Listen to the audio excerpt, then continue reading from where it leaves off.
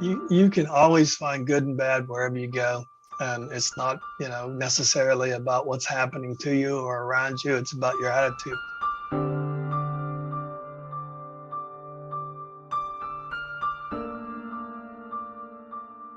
Big deal for us here at Lives on the Registry that we're able to get to talk to one of NARSOL's board members.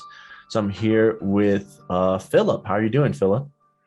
Morning, Andy. I'm doing wonderful. Hope you are as well.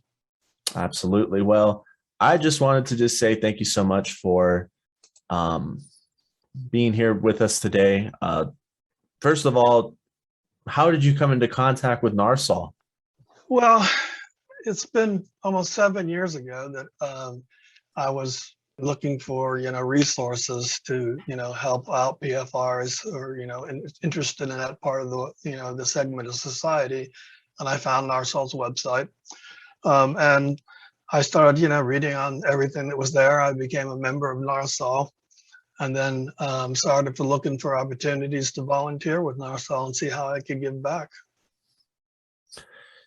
Well, that's kind of a jump right there. So you started from looking for things that help out PFRs, which if people aren't familiar with the term, that's person that's forced to register. We prefer to use that language here.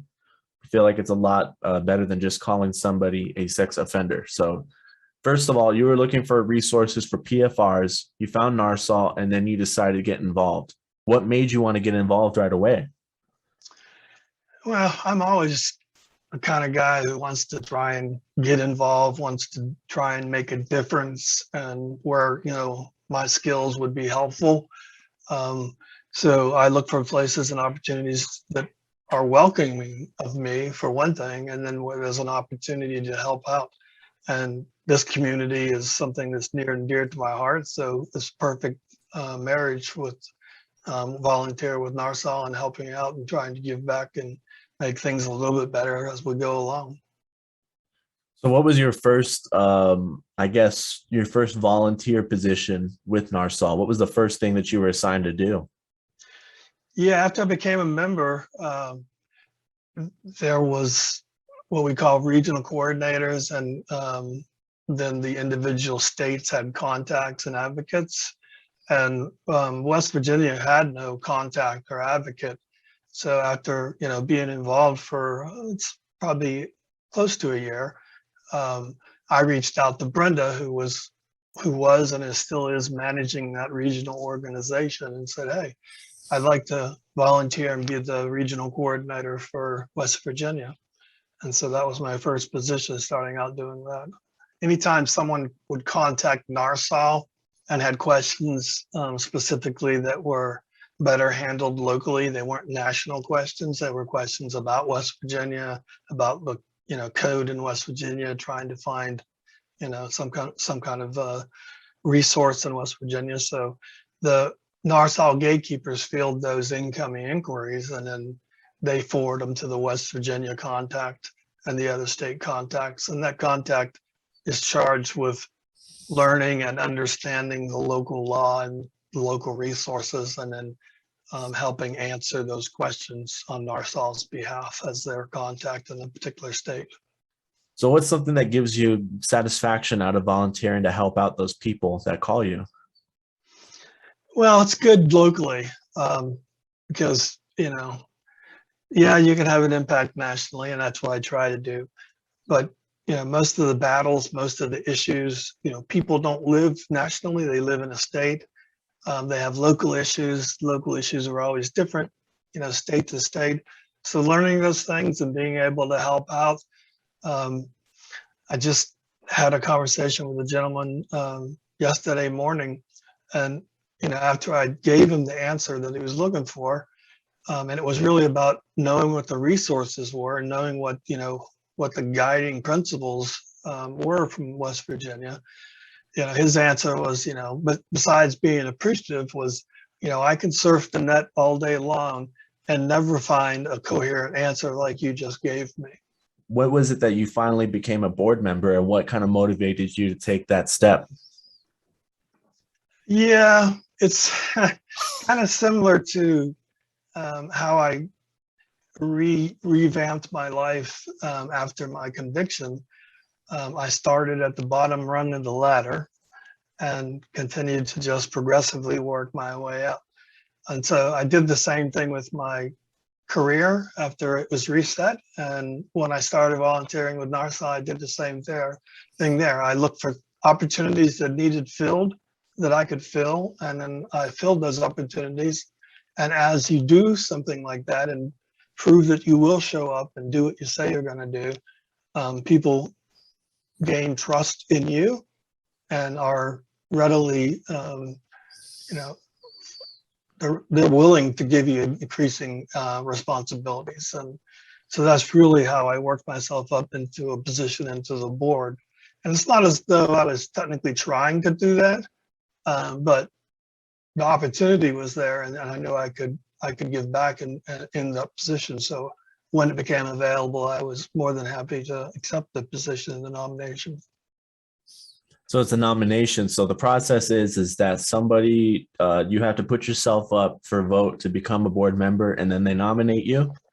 Well, I became a member of the board member, a board director on the foundation first.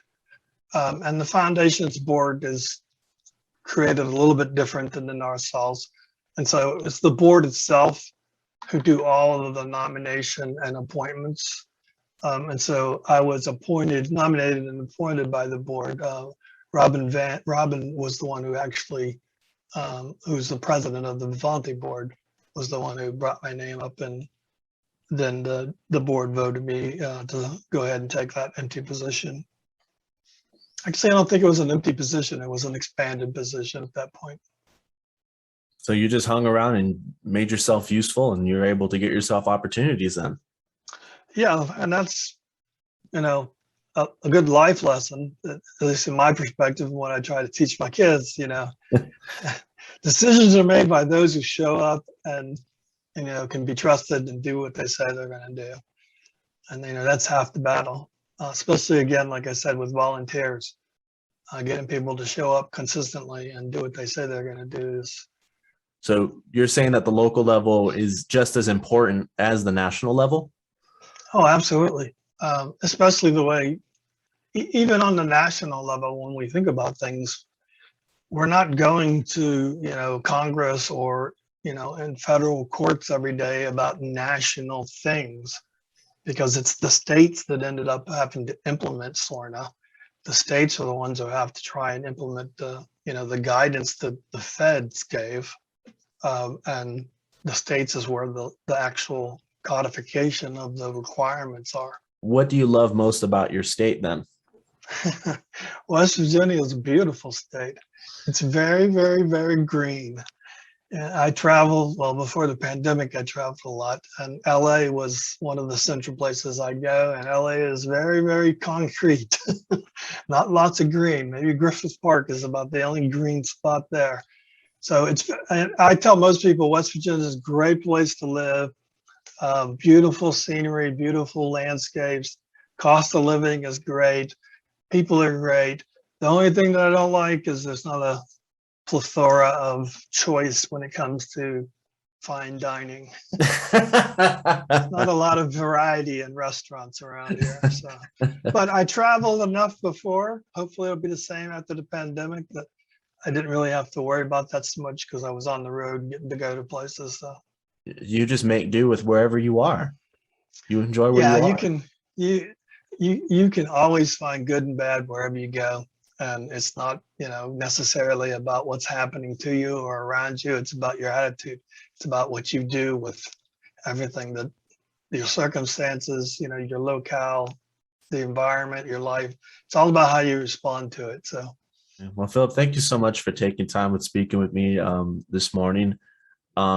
Just again, thank you for everything you do for PFRs, for NARSOL, Vivante, everything. I really appreciate your hard work over the years. It's made my life better. Well, Andy, I appreciate it. It was very good to be here talking to you today, and I hope you have a wonderful day. This is Brenda Jones, Executive Director of NARSOL. Thanks for watching. If you want to see more, check out our other Lives on the Registry videos. If you want to know more, visit narsol.org and check out the Resources tab. Please like, subscribe, and hit the bell for future notifications. See you again soon.